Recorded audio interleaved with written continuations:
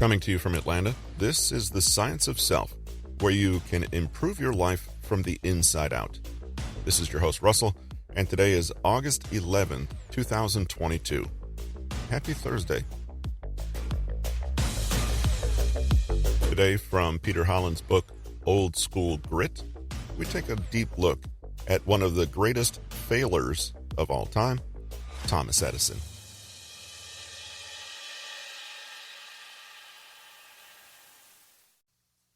From the mists of antiquity to a more recent and probably more familiar story, we now explore the great Thomas Edison, who can certainly teach us about resilience, discipline, and finishing what you start.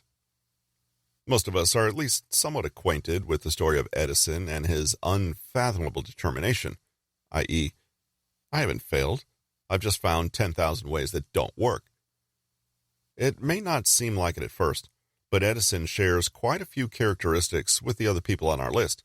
Like Ernest Shackleton, he was not a man to cave in and give up.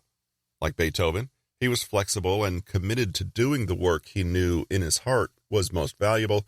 And like Thomas Carlyle, he was not afraid of starting again.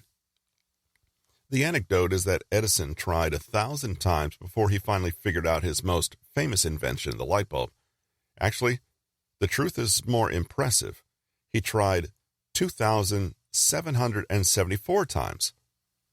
To be truthful, Edison did not actually invent the light bulb, but rather refined it and enabled its widespread commercial success.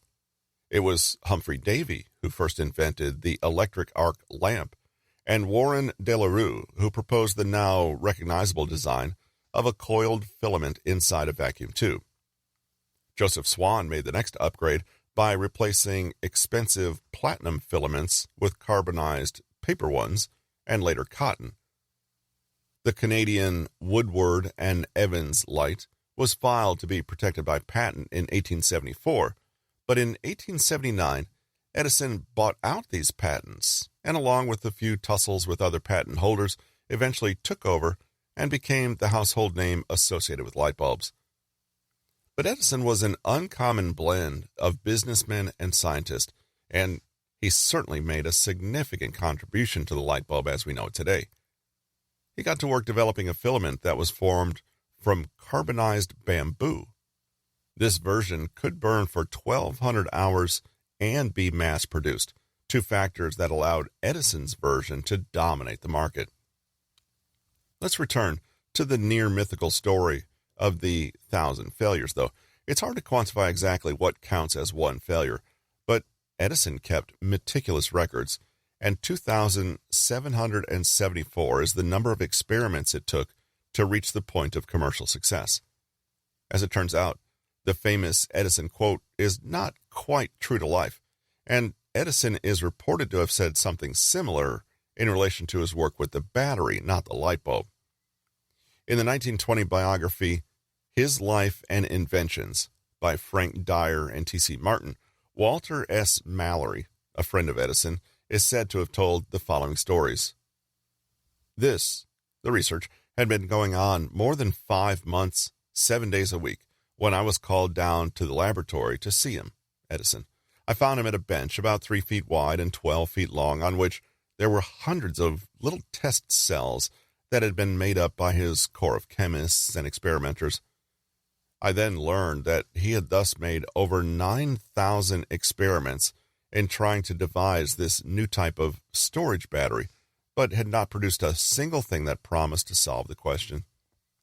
In view of this immense amount of thought and labor, my sympathy got the better of my judgment, and I said, "Isn't it a shame that with the tremendous amount of work you've done, you haven't been able to get any results?"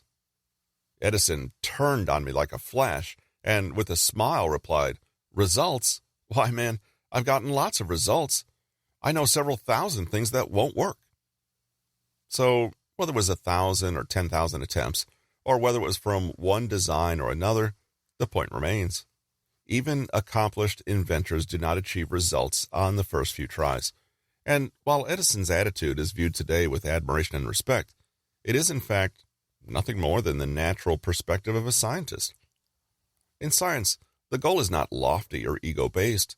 You simply wish to know to uncover, to discover, to illuminate your own understanding. Then you employ the meta tool called the scientific method, which allows you to proceed in a series of strategic steps on your path towards knowledge. You form hypotheses, you design experiments to test it, you observe and analyze your results, come to conclusions, and then try again. On this path, there's no success or failure per se. If you set out to see if a hypothesis is true and you discover that it's not, then you haven't failed to prove it. You've simply discovered its untruth. The accomplishment, if it can be called that, is not smaller than if you discovered your hypothesis was true. Thus, trial and error is not adversity, obstacle, or difficulty. It's simply the path, the only path that we take to arrive at knowledge. Edison is also quoted as saying in a 1903 Harper's Magazine issue that genius is 1% inspiration, 99% perspiration. Even though Edison was widely hailed as an inspiring genius, he still is, he didn't see himself this way. Rather, he understood that achievements are gained one step at a time, and many of those steps will be failures. Being smart is nice, but it's actually consistent, dedicated hard work that gets things done. Edison was one of the world's most prolific inventors, but it's easy to forget just how much he invented that wasn't all that great. Today we all associate him with the light bulb, but Edison had almost 2,000 patents to his name, such as for the phonograph and the motion picture camera, and many of them have been forgotten or subsequently improved upon by other scientists, but all of his work was important. Every experiment, every guess, every fresh attempt or flop or accident or unexpected surprise, all of it was a part of what allowed Edison to create the legacy he is known for today. Certain people are capable of extraordinary resilience, achievement, and discipline, not because they never encountered difficulties, but because of the way they framed those difficulties. Long before life coaches and self-help gurus were talking about the power of mindset, these leaders, inventors, and strategists were showing that success really does start in the mind. Today, psychologist Carol Dweck's model of a growth mindset gives us a framework to understand these ultra-successful people and the perspectives that inform their greatness. For Dweck, everyone in life will experience setbacks, hardships, disappointments, losses, or failures, no question. However, there are two very different ways to respond to them, and they each come down to the person's conception of themselves. With a growth mindset, you see yourself as capable of growth and change, which means that you understand that achievement is a process. Accordingly, you embrace challenge and difficulty because you know it's the very thing that allows you to learn and improve. You put in the effort and you keep going despite difficulties, because difficulties are merely seen as temporary. With a fixed mindset, however, you see your characteristics, discipline, intelligence, strength, as fixed. Either you're born with them or you're not. This means that effort doesn't change anything, and you might as well do what you can to avoid challenge since it's not possible to learn from it. You'll give up at the first impediment and quietly resent others for their success instead of being inspired by it.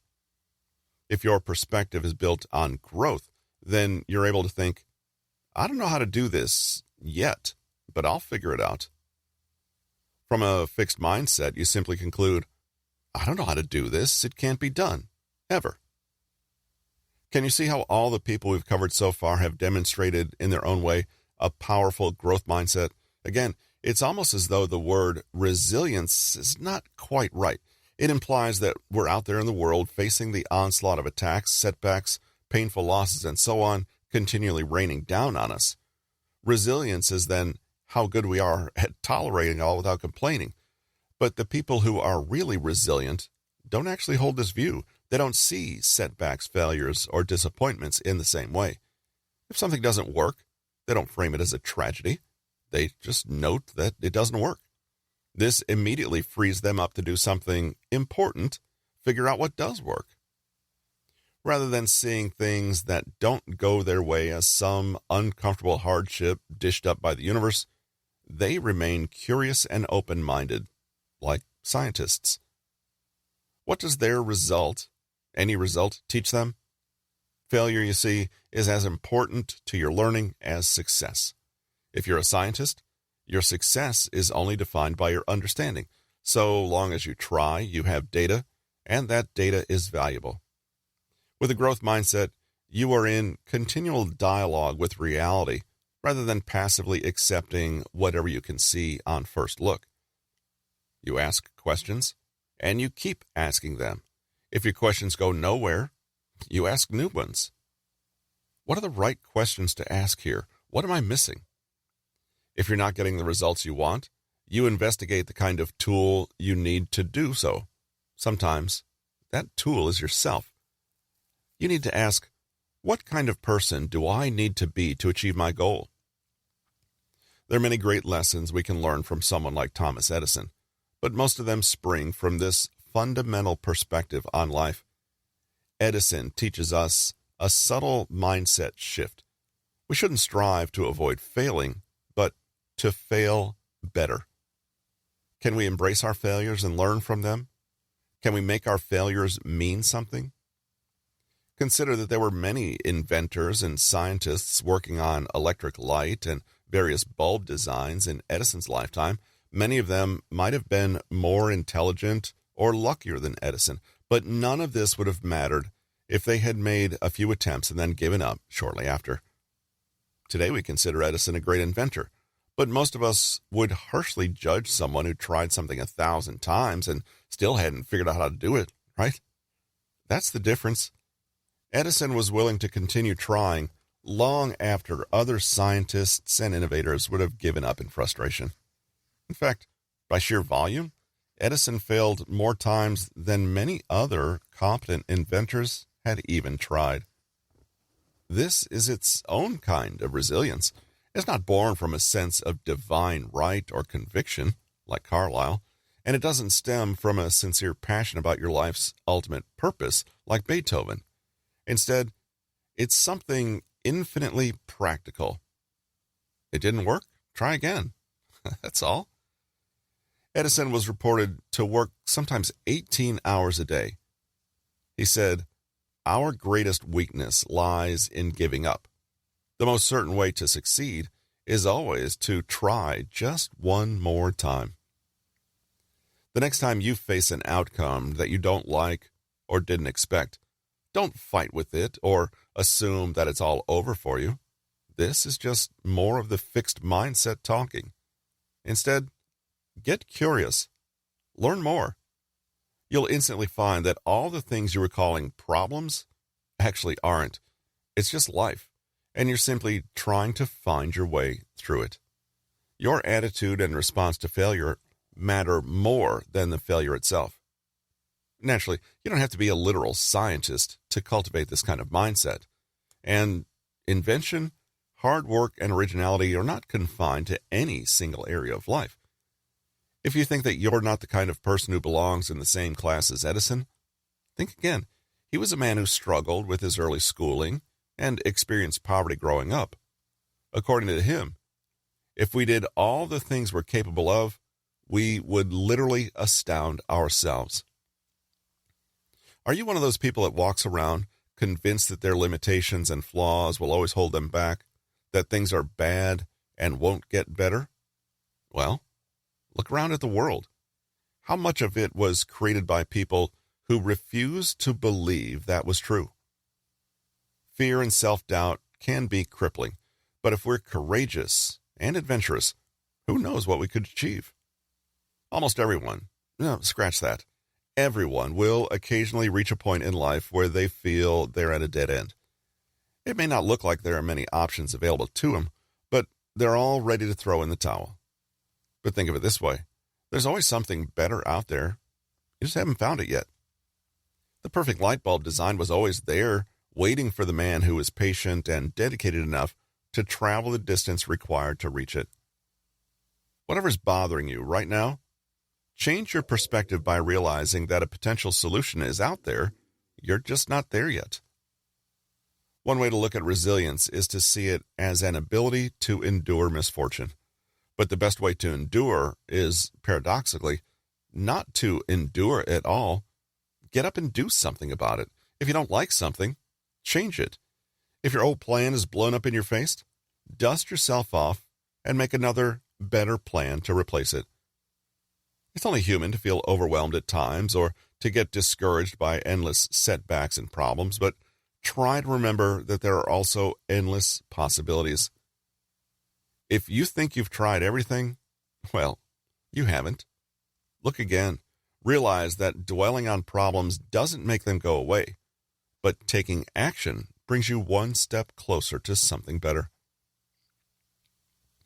Real life example. Have you ever heard of TRAF-O data? Probably not, but you have heard of the man who created it, Bill Gates. TRAF-O data was just one of Gates' many flops and failures on his path to where he is now.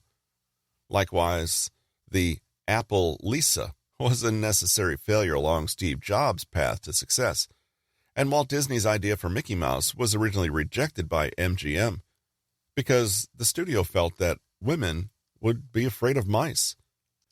Failure is normal. These people had two main things in common. They all failed before they succeeded, and they all worked really, really hard to get to that success. Thomas Edison's lessons. Change the way you think about failure. Challenge and adversity are the best teachers you'll ever have in life. Instead of getting upset when things don't go your way, become curious about what happened and why. Then try again, but this time, do it better. Forget about things like genius or innate talent. They're nice to have, but people who get ahead are simply those who are willing to work hard and do it consistently. Adopt a growth mindset and constantly turn your attention not to what's going wrong, but to the infinite world of the possible. There is a way out of your current predicament. How are you going to get from here to there?